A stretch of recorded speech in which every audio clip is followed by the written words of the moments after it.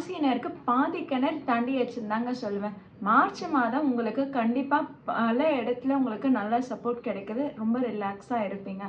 S, உங்களுக்கு last 2 months ரொம்பவே பிரச்சனைகள் அதிகமாக இருந்திருக்கும். அதுவும் பிப்ரவரி மந்தில் பார்த்தீங்கன்னா நீங்கள் யார் அதிகமாக எதிர்பார்த்தீங்களோ, யார்கிட்ட உங்களுக்கு நல்ல சப்போர்ட் கிடைக்கும்னு நீங்கள் நினச்சிங்களோ, உங்களுடைய பார்ட்னரோ இல்லை உங்களுக்கு யார் ரொம்ப நெருக்கமானவங்களோ அவங்கக்கிட்டே உங்களுக்கு வந்து ஒரு வாக்குவாதம் ஏற்பட்டிருக்கும், ஆர்கியூமெண்ட்ஸ் வந்திருக்கும், அவங்கக்கிட்டேயே உங்களுக்கு ஒரு மனக்கசப்பு ஏற்பட்டிருக்கலாம்.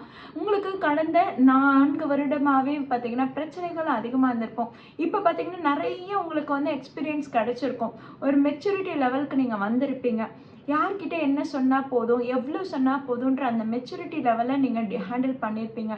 அதே மாதிரி பார்த்தீங்கன்னா உங்களுக்கு இந்த மார்ச் மாதம் 15ஆம் தேதியிலிருந்து ஓரளவுக்கு நல்ல சப்போர்ட் கிடைக்குதுங்க.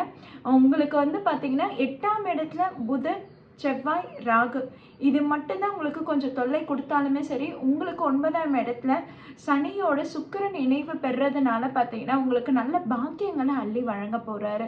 உங்களுக்கு 12ஆம் இடத்துல இருக்கும் குரு உங்களுக்கு நிறைய செலவுகளை ஏற்படுத்தி கொடுத்துருப்பாரு, பயணங்களை ஏற்படுத்தி கொடுத்துருப்பாரு. அதே மாதிரி பார்த்தீங்கன்னா பலருடைய பேச்சு வழக்கில் நீங்கள் உங்களுக்கு ஒரு நெருக்கத்தை உண்டாக்கி கொடுத்துருப்பாரு. இது எல்லாமே பார்த்தீங்கன்னா உங்களுக்கு கொஞ்சம் பாசிட்டிவாக கொண்டு போகுது. உங்களுக்கு இப்போ வந்து புது முயற்சிகளை எடுக்கிறதுன்றது இப்போ இந்த காலகட்டம் ரொம்பவே நல்லா இருக்குது. பிஸ்னஸ் பண்ணுறவங்க இந்த காலகட்டத்தில் ஓரளவுக்கு நீங்கள் உங்கள் பிஸ்னஸை தொடங்க ஆரம்பிக்கலாம். ஃபுல் ஃப்ளட்ஜாக இறங்க வேணாம், ஃபுல்லாக அப்படியே மொத்தமாக கொட்டி இறங்கணுன்றது இல்லை. லைட்டாக ஸ்டார்ட் பண்ணி விடுங்க. இன்னும் ஏப்ரல் மேலாம் வந்து உங்களுக்கு ரொம்பவே நல்லா இருக்குது. அப்போ பார்த்தீங்கன்னா ஏன்னா புதன் செவ்வாயில் நகர்வு பெற்றுடும். 8ஆம் இடம் கொஞ்சம் காலி ஆன அப்புறம் பார்த்தீங்கன்னா உங்களுக்கு எந்த பிரச்சனையும் இருக்காது. அஷ்டம சனி முடிஞ்சிச்சு, இன்னும் எங்களுக்கு எந்த ஒரு நல்ல காலமும் எதிர்பார்த்து காத்துட்டு இருக்க முடியலன்னு நிறைய பேர் சொல்லி கேட்டிருக்கேன் நான். அவங்க ஜாதக அமைப்பில் அந்த ராகோட அமைப்போ இல்லை உங்களுடைய சந்திரன் தேய்பிரை சந்திரனாவோ இல்லை ராககேதுவோட இணைவு பெற்று இருக்கும் போது பார்த்தீங்கன்னா அவங்களுக்கு தான் இன்னும் அந்த பிரச்சனை இன்னும் முடியாமல் ஓய்வு இல்லாமல் ஓடிட்டே இருக்குது. இன்னும் நிறைய கடக ராசினர் வந்து இன்னும் அந்த அஷ்டம சனி முடிஞ்ச மாதிரியே தெரியலன்னு சொல்லிட்டு எனக்கு ஃபோன் பண்ணி கேட்டிருந்தீங்க. உங்களுக்குலாம் நான் பரிகாரமும் கொடுத்துருக்கேன். அதனால் கடக ராசினர் இந்த மாதம் பார்த்திங்கன்னா உங்களுக்கு ஓரளவுக்கு நல்லாவே இருக்குங்க. இந்த மாதத்தில் உங்களுக்கு கண்டிப்பாக ஒரு நல்ல சப்போர்ட் கிடைக்குது. பாக்கியங்களை அள்ளக்கூடிய மாதமாக தான் இருக்குது.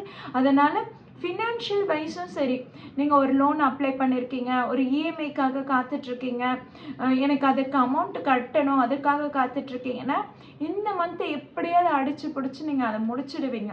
ஓகேங்களா? உங்களுக்கு ஒரு சப்போர்ட் வந்து கிடைச்சிடும். அடுத்ததாக பார்த்தீங்கன்னா ஃபேமிலிலையும் சரி உங்களுக்கு அந்த பிரச்சனைகள் ரொம்ப அதிகமாக போயிட்டுருக்கும். அதுவும் பார்த்தீங்கன்னா பிப்ரவரி மந்த்தும் ஜான்வரி மந்த்தும் கொஞ்சம் பிரச்சனைகள் அதிகமாக தான் போயிட்டு இருந்திருக்கும். ஆனால் இப்போ பார்த்தீங்கன்னா அது வந்து சரியாகுது, சுமூகமாக இருக்குது. நீங்கள் பழைய சிந்தனைகளை அதிகமாக வச்சுக்க வேணாம். ஓகேங்களா? அந்த பழைய சிந்தனை பழைய எண்ணங்களை விட்டு நீங்கள் வெளியேறி வரணும்.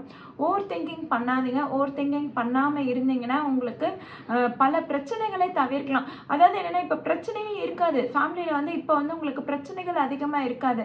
நீங்கள் பழச ஏதாவது எடுத்து பேசும்போது தான் அங்கே பிரச்சனை புதுசாக உருவாகும். அதனால் பழசை நீங்களும் விட்டுடுங்க. நீங்களும் அதை மறந்துட்டு அதுலேருந்து வெளியே வாங்க. உங்களுக்கு ஃபேமிலியில் ஓரளவுக்கு ரொம்பவே நல்லா இருக்குது. அடுத்தது லவ் அண்ட் ரிலேஷன்ஷிப். இந்த லவ் அண்ட் ரிலேஷன்ஷிப் எப்படி இருக்கும்னா, அதாவது நீங்கள் ஏற்கனவே ரிலேஷன்ஷிப்பில் இருக்கீங்க அப்படின்னும் போது பார்த்தீங்கன்னா அது அப்படியே ஸ்மூத்தாக போயிடும்.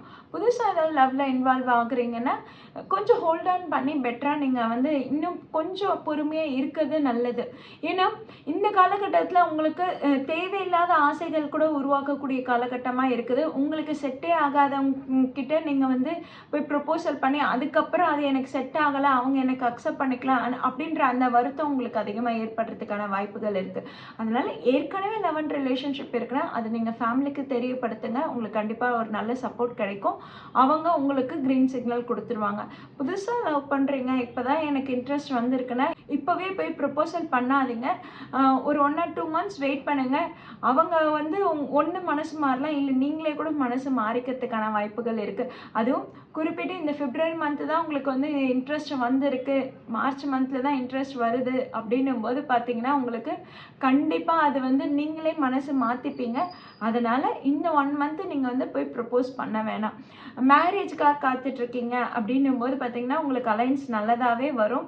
இருந்தாலும் அதை இன்னும் நல்லா வெரிஃபை பண்ணிக்கிறது நல்லது. குடும்பம் நல்ல குடும்பமான்னு வெரிஃபை பண்ணிக்கிறது நல்லது. அதே மாதிரி பேசும்போது கொஞ்சம் கவனமாக பார்த்து பேசுங்க. உங்களுக்கு 2ஆம் இடத்துல கேது இருக்கிறாரு. அப்போ குடும்பத்தில் தேவையில்லாத அந்நியர் தலையீடுகள் அதிகமாக இருக்கும். அதனால் நீங்கள் வந்து உங்களோட விஷயத்த மோஸ்ட்லி வெளியே ஷேர் பண்ணிக்காமல் இருக்கிறது பெட்டராக இருக்கும். அதே மாதிரி இன்னொருத்தவங்க கிட்ட பேசும்போது அவங்கள ஹர்ட் பண்ணக்கூடாது, அவங்கள காயப்படுத்தாத மாதிரி பேசணுன்றத மனசில் அதிகமாக அதை நீங்கள் சிந்தனை வச்சுக்கோங்க. ஏன்னா நீங்கள் வந்து சின்னதாக ஒரு வார்த்தை சொன்னாலுமே அது குத்துற மாதிரி இருக்கும், அது மற்றவங்களுக்கு வலிக்கும். அதனால் பார்த்து பக்குவமாக பேசுங்க. அப்படி நீங்கள் பேசும்போதே அப்படி நீங்கள் பழகிட்டாலே சரி, உங்களுக்கு பிரச்சனைகள் பாதிக்கு மேலே குறையும். இன்னும் நிறைய பிரச்சனைகள்ல எனக்கு கடந்து வந்துட்டே இருக்கேன், ஆனால் இன்னும் நிறைய பிரச்சனைகள் தொடர்ந்துட்டே இருக்குது அப்படின்னு கடகராசினர் எனக்கு ஃபோனில் கூட சொல்லியிருந்தீங்க. அதாவது என்னென்னா லாஸ்ட் 2-3 இயர்ஸ் ரொம்ப பிரச்சனையாக இருக்குன்னு நினச்சேன். எஸ், ஆமாம், அதெல்லாம் கூட கடந்து வந்துட்டேன். இப்போ சின்ன சின்ன விஷயத்த என்னால் கடந்து வரவே முடியல. ரொம்ப சின்ன சின்ன விஷயம்தான், ஆனால் நச்சு பிடிச்ச மாதிரி இருக்குது, நைன்னு ஓடிட்டுருக்கு அப்படின்ற மாதிரி கடகராசினர் கம்ப்ளைண்ட் பண்ணியிருந்தீங்க. அது என்னென்னா உங்களுக்கு 2ஆம் இடத்துல கேது இருக்கிறாரு, உங்களுக்கு 8ஆம் இடத்துல ராகு இருக்கிறாரு. இந்த இடத்துல இப்போ பலம் கூடிட்டு இருக்கு. 8ஆம் இடத்துல பலம் கூடிட்டு இருக்கும்போது பார்த்தீங்கன்னா உங்களுக்கு எதிரிகள் தொல்லைகள் அதிகமாக இருக்கும். 6, 7, 8 இந்த 3 இடத்துலையும் பலம் கூடுது. தேவையில்லாத ஒரு சுப கிரகங்கள் வந்து மறைவு பெற்றதும், அதே மாதிரி அசுப கிரகங்கள் நமக்கு எதிர்க்க வந்து நிற்கிறதும் பார்த்தீங்கன்னா நம்மளுடைய எதிர்ப்புகள், சேலஞ்சஸ் ரொம்ப அதிகமாகவே ஏற்படும். அதுதான் வந்து உங்களுக்கு டிசம்பர் மந்த்லேருந்து நடந்துட்டுருக்கு. ஓகேங்களா? இந்த 1 மந்த் ஹோல்ட் ஆன் பண்ணுங்க. ஏற்கனவே பாதி கிணறு தாண்டிட்டீங்க.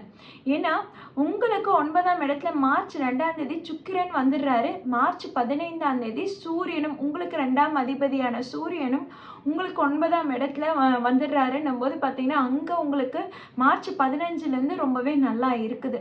அதனால் உங்களுக்கு பாதி பிரச்சனைகள் சால்வ் ஆகுது. இன்னும் ஏப்ரல் மேலேருந்து ரொம்பவே நல்லா இருக்குதுங்க. இந்த ஒரு மாதத்தை ரொம்ப பொறுமையாக கடந்துட்டு போங்க. பழைய விஷயங்கள் எதையுமே நீங்கள் எடுத்து அதை வந்து நீங்கள் அதிகமாக பேசும்போது தான் உங்களுக்கு பிரச்சனைகள் வரும். ஹெல்த்தில் கொஞ்சம் கேர் எடுத்துக்கணுங்க. உங்களுக்கு 8ஆம் இடத்துல செவ்வாய் மறைவு பெற்று இருக்காரு. அப்போ பார்த்தீங்கன்னா உங்களுக்கு கோபம் அதிகமாக ஏற்படும். அதே மாதிரி பார்த்தீங்கன்னா டென்ஷன், பிபி ஏறும். அதே மாதிரி உங்களுக்கு எலும்பு சம்மந்தப்பட்ட பிரச்சனைகள் அது அதிகமாக தாக்கக்கூடும். அதனால் கொஞ்சம் இமோஷன்ஸை குறைச்சிக்கோங்க. உங்களுடைய ஹெல்த்தில் கான்சென்ட்ரேட் பண்ணுங்கள். கொஞ்சம் physical exercise, warm up exercise அது கொஞ்சம் பண்ணுங்கள். அதே மாதிரி ஸ்டூடெண்ட்ஸுக்கு இந்த காலகட்டம் ரொம்பவே கேர்ஃபுல்லாக இருந்துக்கணும். ஒரு நல்ல கைட்லைன்ஸ் கிடைச்சாலும் சரி, உங்களுக்கு வந்து படிப்பு மந்த நிலையாக போகும். உங்களால் கான்சென்ட்ரேட் பண்ண முடியாது, ஃபோக்கஸ் பண்ண முடியாது. மற்றவங்களோட கைட்லைன்ஸ் கிடைச்சாலும் சரி, நீங்கள் ப்ராக்டிஸ் பண்ணால் தான் உங்களால் மார்க்ஸ் ஸ்கோர் பண்ண முடியும்.